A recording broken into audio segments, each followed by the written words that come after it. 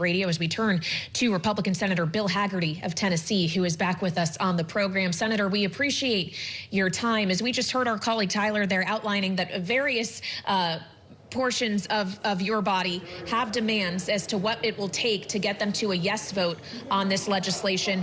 What's yours? What change do you need to see for you to vote for this package?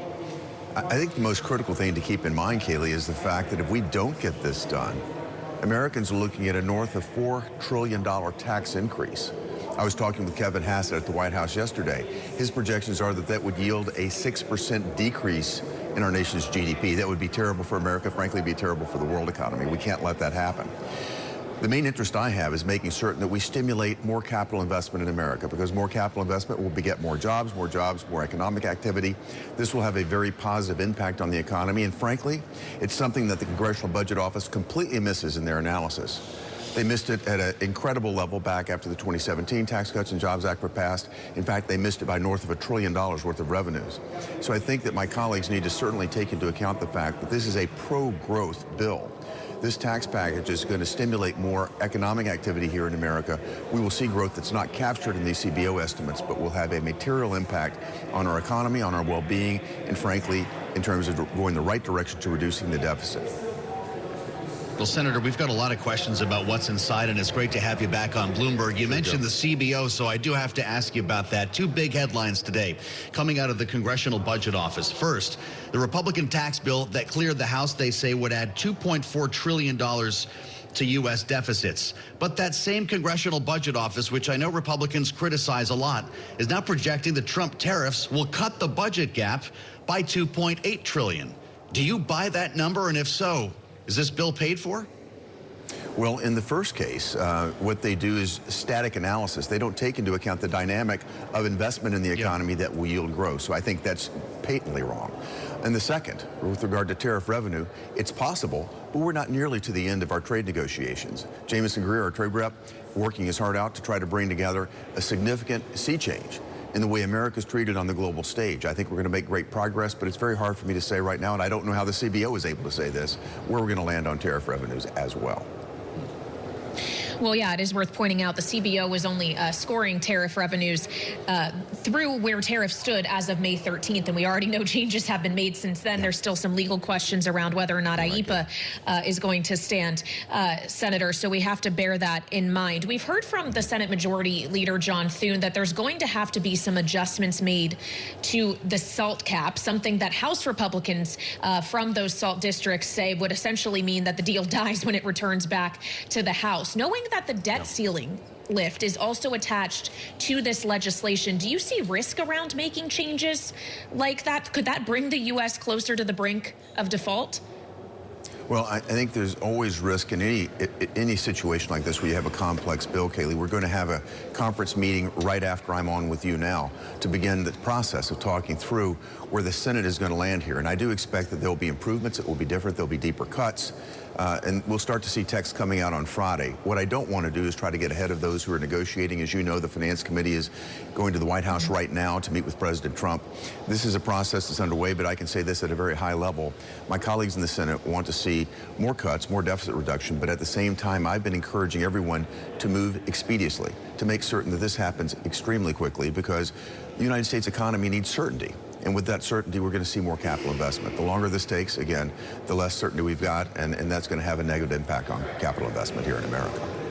With that in mind, Senator, I'd love to explore the idea of permanence with you, because we're hearing about this a lot more now. The likes of Steve Daines and others who say, no, we need to make permanent certain business tax breaks, specifically the full research and development deduction, bonus depreciation, and interest expensing. Are you on board with making them permanent? Certainly I am. I agree with the premise completely. And, you know, Steve Daines is a business person just like me. We understand the importance of being able to make long-term plans with respect to capital investments. That's what's driving Steve's position. I think he's exactly right. And we need to extend these as far as we possibly can. Permanent is the best possible answer we could achieve. Senator, of course, while you and your colleagues are working on reconciliation, there is also actively underway an effort to advance the stablecoin legislation, the Genius Act. Last time you were on with us, we talked about some of the various amendments that were being put forward, which you said are being worked through. Have you had direct conversations more recently with either the majority leader or Senator Roger Marshall about whether or not the Credit Card Competition Act is going to become a real factor here? Yes, those conversations are underway. I certainly respect the process that we're addressing. But right now, this really isn't about policy, nor is it process. We're just trying to get floor time right now to get this processed. We have broad agreement, Kayleigh, with respect to the content of this stablecoin legislation, My Genius Act. And this is going to, I think, take us into the 21st century in terms of upgrading our payment systems. It's going to have very desirable effects, taking the U.S. economy into the digital assets arena, keeping innovation here, lowering risk here in America, and putting in place guardrails that will protect consumers, because every one of these stablecoins will be backed up dollar for dollar with U.S. Treasuries. Very positive outcome here. We've got very strong support. So, okay, what's the timeline, Senator, and what does it mean for the Clarity Act coming out of the House? Joe, the timeline is the key issue right now. The window is closing on us to get this done because we've got to turn our attention to reconciliation. As I mentioned, we're going to a conference meeting, our first broad conference meeting, to talk about the reconciliation bill. We need to get the Genius Act passed. We need to get it on the floor, and that's where my discussions have been with the leader and with my colleagues, is getting that time on the floor as soon as possible. I'd like to start it today, tomorrow, but I'd like to get that time on the floor as soon as possible, so then we can turn our attention to dealing with the Reconciliation Act and getting more confirmations across the floor. And when will your attention, Senator, turn to market structure? And when the time comes to actually look at a market structure bill, how akin do you expect it will be to the Clarity Act that was just introduced in the House last week? Well, there's been a great deal of good work that's been done in the House. A lot of questions have come up in the process of building the stablecoin legislation that have been more appropriate to market structure. We're focused on it. We've already begun the process of building it here in the Senate. Again, as I mentioned, a lot of it's a natural outgrowth of the stablecoin legislation that we've been pushing forward. So we're going to turn our attention immediately to that. But I think the most immediate thing that will happen is the reconciliation bill coming to the floor of the Senate. In the meantime, I pledged to President Trump I would get this done in the first 100 days if I possibly could. We've exceeded that by a bit, but President Trump wants to see this legislation on his desk. J.D. Vance was at the Bitcoin conference in Las Vegas just last week saying he wants to see a clean bill in front of him on stablecoin legislation in front of President Trump, and I think we can get there. Interesting as you bear down on reconciliation, tax and spend legislation here, Senator. I know it's going to be an important day, and you're walking into this meeting after we're done with our conversation to begin hearing from Republican members of the House who apparently didn't have enough time to read the whole bill. Congresswoman Marjorie Taylor Greene says she's a no, having not read a section banning states from passing their own AI regulations. Mike Flood, Republican from Nebraska, doesn't like this idea of making it harder for judges to hold officials in contempt of court. They both didn't see it in the first pass. Have you had a chance to read that bill? I haven't gone through the entirety of the bill. We're in the process of reviewing all the text that just came over in the past couple of days. But again, we're moving on it. The Finance Committee is at the White House negotiating it right now. The text is in process, and it's an item that's in motion. I understand that there may be items here that not everyone is happy with, but at the end of the day, we're going to have to compromise and get it done. I'll come back to the original point. The American economy needs this certainty, and I'm going to be working my heart out to make certain that we deliver the best possible product we can here. But I'll remind you as well, this isn't the last bite at the apple. We'll have the opportunity to have another reconciliation process coming up fairly soon. So we're going to find a number of other opportunities to improve the situation here in the American economy, achieve some of the other objectives of our legislators, and we can, if we don't solve it all here, we'll have another opportunity to do that. Well, Senator, you will have an opportunity as soon as tonight to vote for the confirmation of Mickey Bowman to be the Fed's new vice chair of supervision after the cloture vote passed earlier today. This comes just a day after the Fed officially lifted the asset cap on Wells Fargo. Starting today, is this a new era of banking regulation in the United States? I certainly think so. Michael Barr took us in exactly the wrong direction, and I'm very glad to see someone with the sensibilities of Mickey coming into this position. She's going to do a great job. What we need to do is return to the overarching mission of making certain that our capital markets are as competitive and safe as they possibly can be, get out of the business of these extraneous policy issues, whether it regards climate or other sorts of issues that essentially make the U.S. economy less competitive. And the gold plating that Michael Barr attempted to do, making us subject to even more regulations than the Europeans, only hampers American capital formation. Mickey has a very different point of view, and I'm very excited to see her come into this role.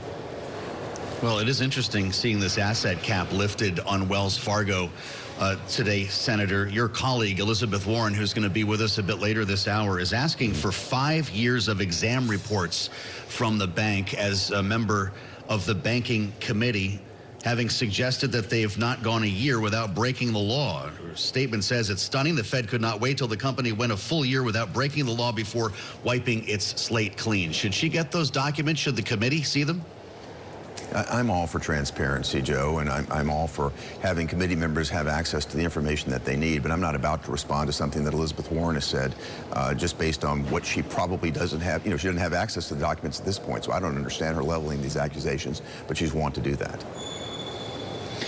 Well, I wonder, Senator, if you'd like to respond to something President Trump has just said, as he shared with us on True Social, that he spent an hour and 15 minutes on the phone today with Russian President Vladimir Putin. He suggested that phone call will not lead to an immediate peace with Ukraine, but went on to say that Putin believes or suggested he could participate in discussions with Iran. And of course, the U.S. Approach to Iran is something I know you feel quite passionately about. Is it appropriate for Russia to be stepping in here? Well, I think you understand well the fact that the previous administration removed all of the maximum pressure campaign that we had imposed on Iran. We had Iran to a point where they were ready to deal. Their reserves were below $10 billion. As soon as the Biden administration came in, they stopped enforcing the sanctions. They put Iran in a position to fund terror. We saw what happened with Hamas. We saw what happened with Hezbollah. We saw what happened with the Houthis. We're bringing that situation back under control. We're putting back in place maximum sanctions, and we also have the opportunity to get the world behind us, and I think the world should be behind us to ensure that Iran does not have the capability to threaten the rest of the world as they seem to want to do. President Trump has every right to seek out other world leaders, to find allies wherever he may. But at the end of the day, it's going to be up to us to take the leadership position to deal with Iran and to make certain that they don't have the capability nor the capacity to threaten the rest of the world as they have in the past. And understand this, they're behind all of the terror and all the disruption in the Middle East. It's got to come to an end. A deep dive with Republican Senator Bill Hagerty of Tennessee. Senator, it's good to see you, and we appreciate all of your time today on Bloomberg TV and radio.